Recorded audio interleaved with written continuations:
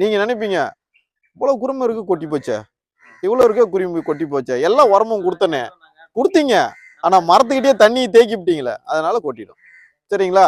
அப்ப என்ன பண்ணணும் அப்படின்னா, இப்ப நான் நிக்கிறேன், இப்போ உங்க கை எவ்வளவு அகலம், அதே மாதிரி மரத்தும் தன்னுடைய கையை வந்து அகலப்படுத்துது. அந்த மரம் பாருங்க, அதுல இருந்து ஒரு 6 அடி 5 அடி 6 அடி வந்து உங்களுக்கு இது பண்ணி ஒரு வட்ட வடிவமான ஒரு ரிங் மாதிரி அந்த இடத்துல ரிங் எடுத்து நீங்க அதுக்குள்ள குப்பை சாணி இந்த களை வெட்டுற களை எல்லாத்தையும் போட்டு மூடி விட்டு தண்ணி கொடுங்க.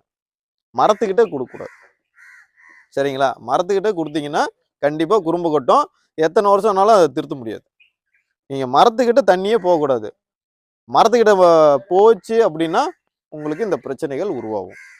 நீங்க அந்த 5 அடி தள்ளி நீங்க வந்து கொடுக்கக்கூடிய எருவாகட்டும், இடுபொருள் எந்த இடுபொருள் கொடுத்தாலும் உங்களுக்கு வந்து மகசூல் நல்லா இருக்கும்.